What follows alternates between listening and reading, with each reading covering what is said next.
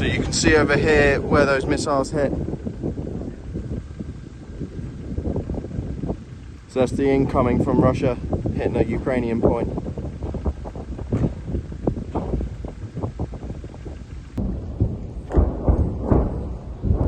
So we can't see where that is, but it's beyond that tree line. The checkpoint's not letting us go any further till it clears. So we've just been given the command to put our helmets and body armour on. Our soldier in the front has his helmet on, but one of the locals doesn't seem to care. It's just normal life for them, despite carnage all around.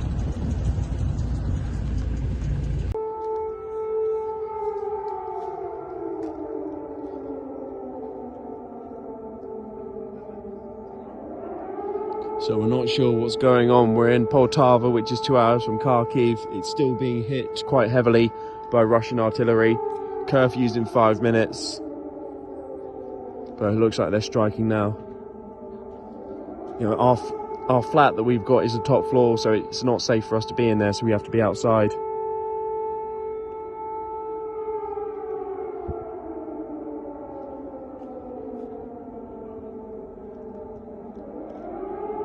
But it's quite a long one, which means that they're going to airstrike this or artillery fire on it this evening.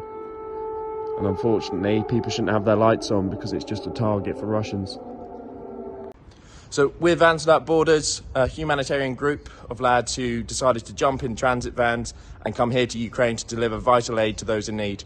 So I'm Jack, and this is...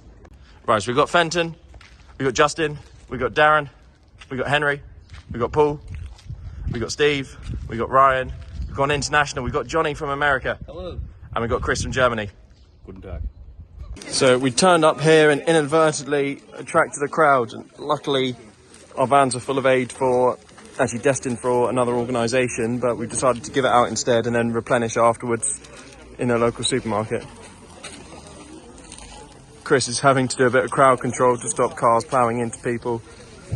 As annoyingly, we're parked in the middle of the road, but there's so many people who keep coming and coming, there's not a possibility to move.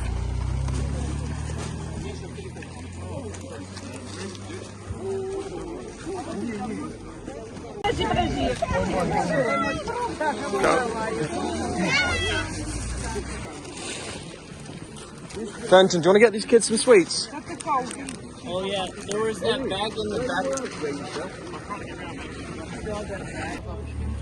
back. Where those in need have heard we're giving out food and have come.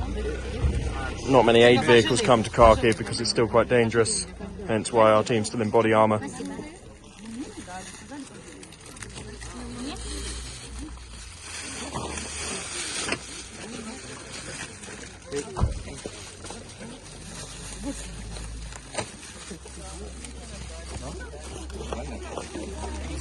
Yeah, keep those on. Put them back in the bag. So make sure everyone just gets 2, guys. Can we, Oh no, just two fish.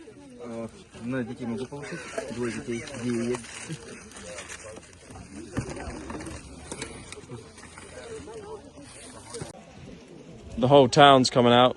Again, we didn't plan for this at all, and that queue's getting bigger and bigger, and we've only got so much food. in the back? Soap in the back of his wagon. See, look at these people running over here, keen to get the food before we run out. As more people have come, we've had to resort to giving out handfuls and cupfuls of rice, as there's just not enough to go around. Unfortunately, these people are so desperate. Yeah. How much more of this pasta we got? Quite sad. And if we had more funding, we could buy more food and ensure that it gets around. But this is what happens: we run out sometimes, and there's still, dozens of hungry people.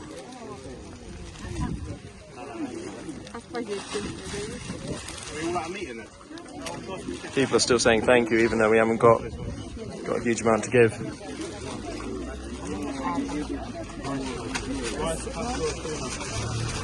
We've run out of food, but there's still dozens of hungry people who are still queuing up. So we're driving rapidly around Kharkiv, trying to find a shop that's actually open and hasn't been bombed to bits. So we ran out of our funding for today, so the lads have had a whip round and dived into our own personal bank accounts to try and buy as much food as we can. As you can see, there is food available in Kharkiv. The problem is people can't afford to buy it due to the massive price inflation of food. So we've had a whip round, managed to pull together a few £100 to try and buy as much as possible. We've got a couple more trolleys coming, but it still won't be enough. We thought we can't leave people starving and begging for food. It's not right. It's heartbreaking again. Sorry, I need one each. So we've managed to come with the food from the shop. Sorry, one each. Sorry. And more people keep coming. It is heartbreaking only being able to give this much out. It goes so quickly. And there's still more.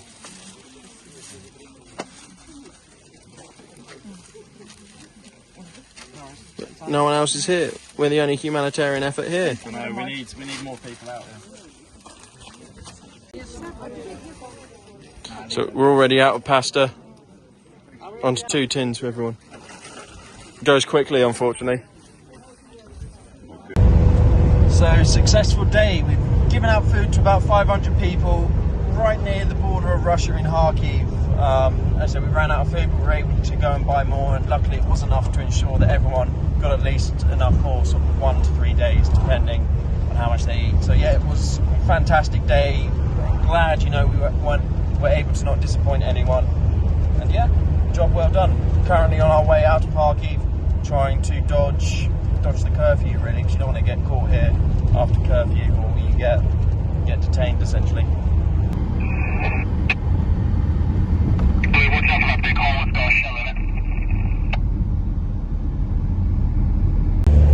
So unfortunately we weren't able to leave Kharkiv last night because of heavy artillery, so we had to hunker down in a factory. So Henry has very kindly cooked this up for us. It's a mixture of pot noodle and Ukrainian sausage. Moskva sausage, there we go. Lovely. Just what's needed in the old abandoned factory. Fenton's currently sleeping under 2 wood boards because he's a bit worried he might get bombed. Not sure what it's going to do to protect him, but there you go. It wasn't ideal, but at least it was a roof over our heads.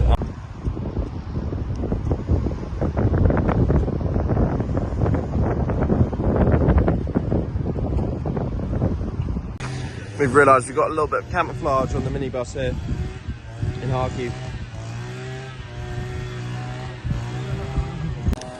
So you can see here, there's guys drinking. It's not even 10 AM in the morning and they've ridden their bikes down to the shops. They haven't got any jobs here. So the only thing that they've got now is, well, just this, sitting and drinking all day. It's quite sad really.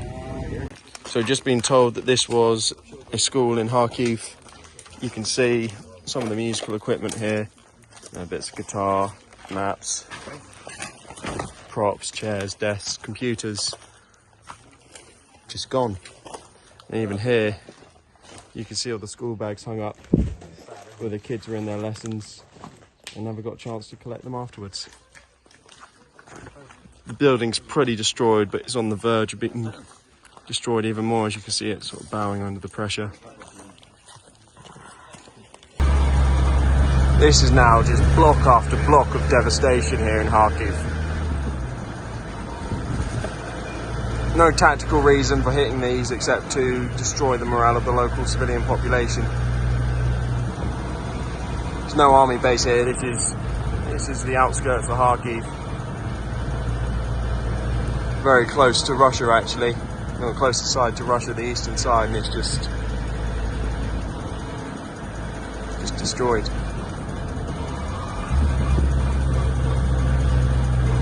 You can see as well, the streets are pretty much empty where the local population has fled.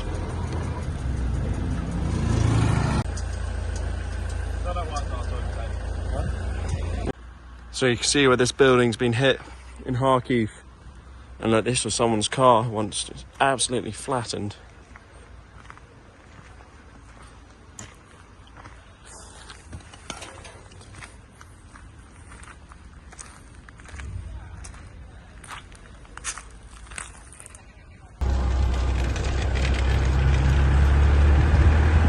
So this is what they do with their statues. They wrap it in wooden sandbags to stop it being demolished.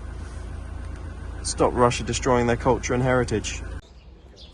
Thanks very much to MyCap Group, which is a British veteran-owned company which provides logistics to hotspots, Africa, Iraq, Ukraine, across the world.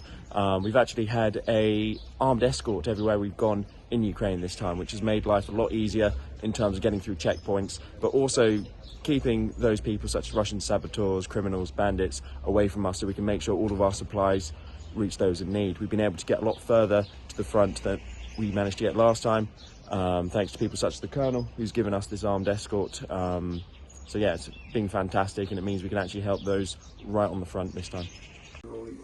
Valerie, what does this say? So one of the generals here, so let's have a look at this. He uses it as a paperweight on his desk. So we're just unloading now to a army hospital in the east, we can't say where.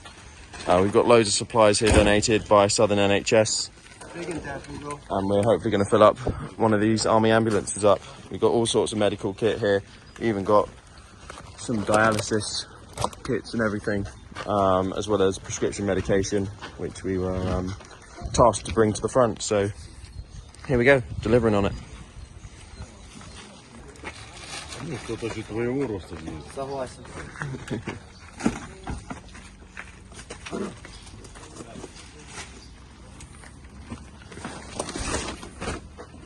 So all of this is pretty hard to get medical supplies to be taken over from England.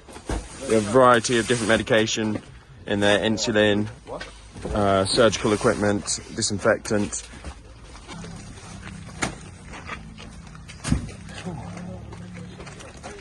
Now we're on our way up Kharkiv, on our way to Dnipro, which again is currently under Russian bombardment. I believe the Russians are actually in the city at the moment.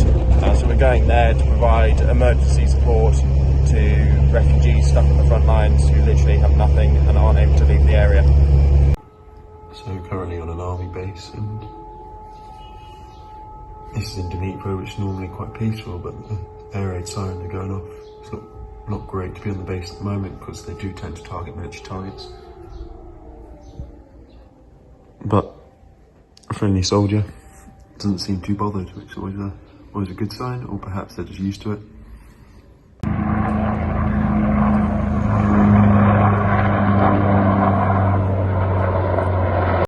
So you can see people arguing over petrol prices.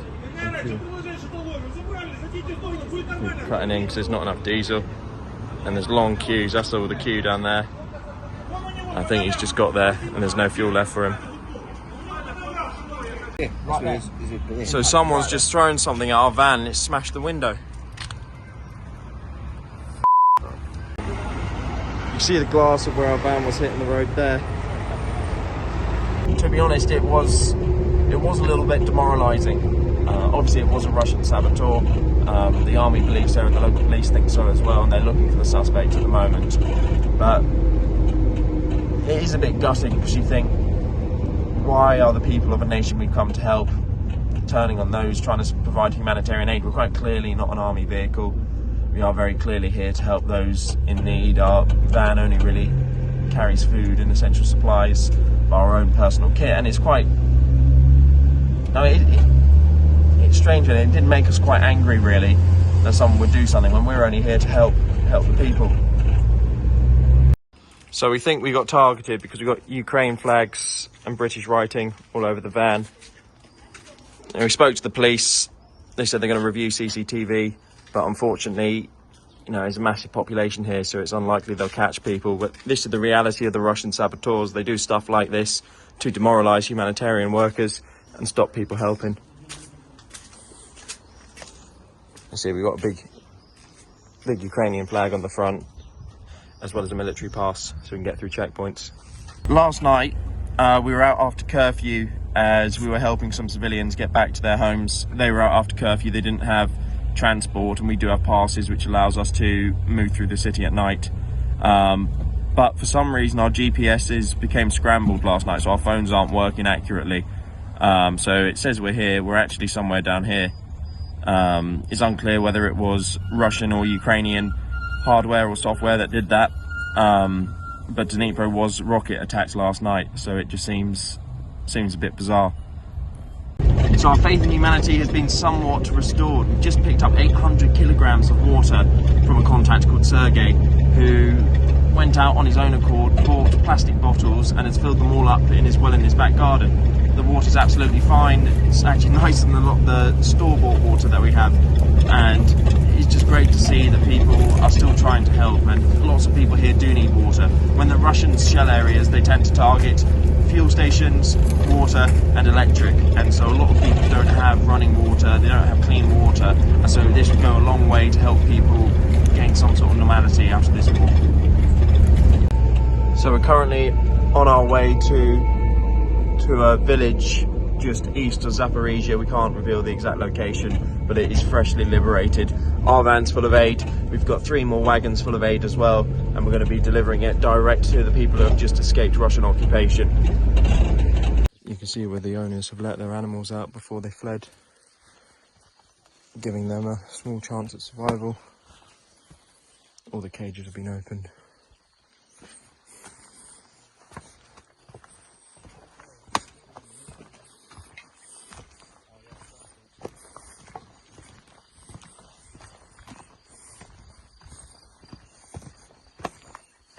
This would have been where they stored their food, and you can see what remains of their harvest in there. Clearly they've been sleeping down there to escape the shelling. Sad, really. They're very, very simple people, and not in a bad way. People have a simple life and a happy life, and it's been snatched from them. But this probably would have been in someone's family for generations, and how much history would have been here, and now it's gone.